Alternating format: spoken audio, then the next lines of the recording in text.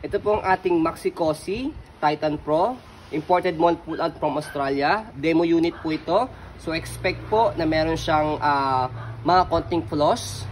Sign of usage. Dahil demo unit po siya. Pero we're selling this as low price. Okay? Pero hindi pa expired.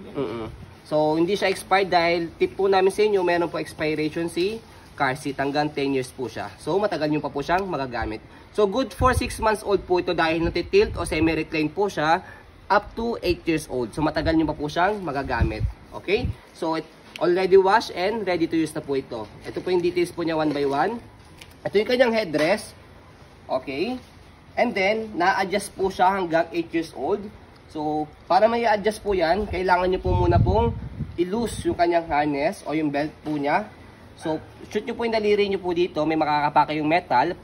Push up, press nyo po yun and then adjust nyo po dito. After that, sa likod, so ito, press nyo po yan and then angat. Okay? So, ayan po yung height po niya hanggang 8 years old.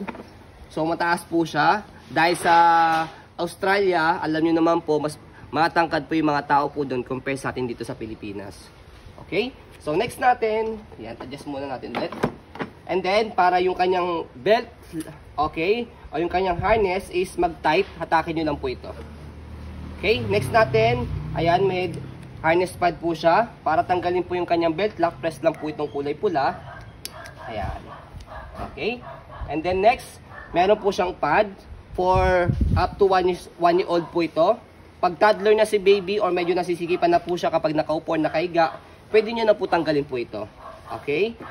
Ayan. And then next natin, okay, yung kanyang body frame sa left side, ayan po yung details niya.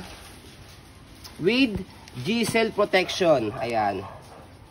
Pasok natin yan. With G-cell protection. Sa ibang car seat, wala mga G-cell protection.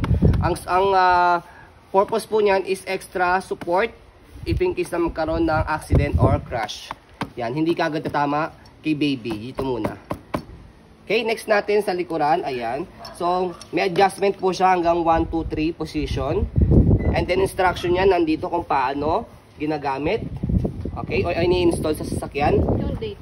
And then, manufacturing date niya is September 19, 20, September, saan ba dito? 28, 2019. Up to 10 years, manufacturing date, kaya expiration date, kaya hanggang 2029 pa po siya magagamit. Okay? So next natin, ang purpose naman po nito is extra support po siya kapag ka po forward facing po siya. Okay? So forward facing, ibig sabihin, ito po yung harapang upuan. It's either nasa likuran po ng driver or nasa kabilang side. Nakaganyang position po siya. And then, ito pong support na to, tanggalin muna natin. Yan. So, na-adjust po siya. Hatakin nyo lang po yan hanggang sa pinakatodo niya. And then, press po ito. Yan. And then, hatak. So, yan. Ayan. So, yan po yung pinakasagad niya. And then, yung pinaka-headrest po ng upuan po ng sasakyan. Yan. Okay. So, isasabit nyo po ito doon. Yan. Isasabit nyo po sa dyan. Okay. So, extra support niya po yan. Ayan. So, ito po yung upuan po ng sasakyan. Nakaganyan siya. Okay. So, sikipan nyo na lang po siya kung sakaling maluwag para at least hindi siya magalaw pag nakalagay na or naka-install na yung car seat. So next natin, ayan. So yung position po niya, later papakita po namin kung paano po siya ina-adjust. Sa kabilang side, same din, may G-cell protection din. So ayan, meron siya rito natanggal lang pinaka niya, print niya. Ayan, pero not big deal. Okay? So next natin, ayan. So as you can see, ganyan po siya kapag naka 6 months old. Position, naka-tilt o semi-recline po siya. Ayan. So next natin, yung pangalawang position niya, pine-press po yan dito. Ayan. So pag na-press nyo yan, pull down lang po ng pangalawang position. Ayan. Okay. So next natin, yung position po niya kapag upong-upo na. Press nyo po siya and then pull down. Ayan. So upong-upo siya, flatten yung kanyang pagkakaupo. Okay. Ayan. Okay? So yan po yung kanyang pinaka-details.